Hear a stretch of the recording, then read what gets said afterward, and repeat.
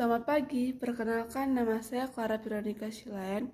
Saya mahasiswa Universitas Dian Nusantara, Prodi Akuntansi dengan NIP 121211042. Di sini saya akan mempresentasikan tugas besar auditing 2 dengan judul Audit Kepastian Kualitas Mutu yang diampu oleh Ibu Ari Purwanti. Di sini saya memilih mempresentasikan materi pertemuan 10 yang berjudul Audit Kepastian Kualitas Mutu.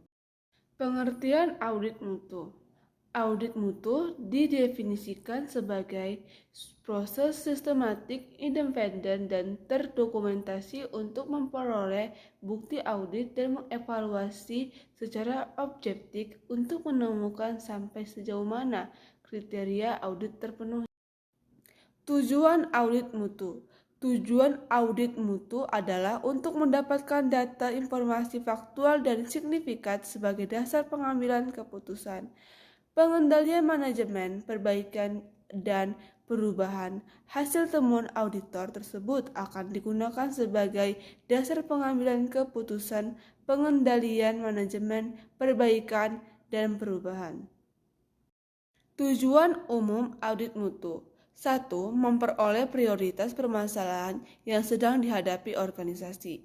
2. Merencanakan pengembangan usaha untuk memenuhi persyaratan suatu sistem manajemen digunakan sebagai acuan. 3. Untuk memenuhi persyaratan regulasi ataupun persyaratan kontrak. Prinsip audit.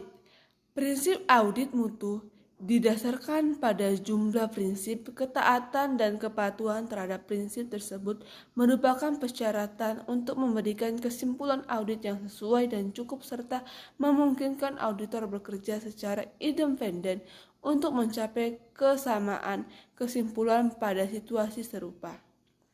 Menemukan peluang perbaikan. Menemukan peluang perbaikan mendeteksi penyimpangan-penyimpangan terhadap kebijakan mutu sedini mungkin, memastikan apakah sistem ditetapkan secara efektif.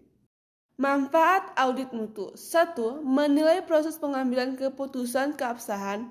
2. Memperbaiki efektivitas dari program manajemen mutu.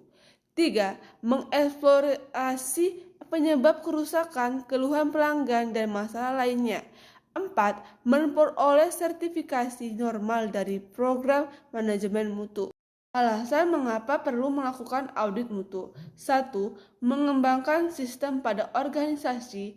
2. Meyakinkan organisasi dalam pemilihan pemasok baru bahwa SMM pemasok sesuai dengan apa yang diinginkan organisasi. 3. Meyakinkan organisasi bahwa pemasok yang ada masih memenuhi persyaratan yang ditetapkan organisasi. 4. Di sini saya menjelaskan 2 contoh kasus pembahasan contoh kasus audit kepastian kualitas mutu. Di PPT saya ada 5 contoh kasus audit kualitas mutu. Kasus, sebuah rumah sakit melakukan audit sistem manajemen mutu dan menemukan bahwa ada beberapa dokumen medis yang tidak teratur dan kurang lengkap. Dengan meningkatkan prosedur pencatatan dan penyimpanan dokumen, rumah sakit dapat memastikan bahwa mereka mematuhi standar keamanan data pasien yang ditetapkan oleh Undang-Undang Kesehatan.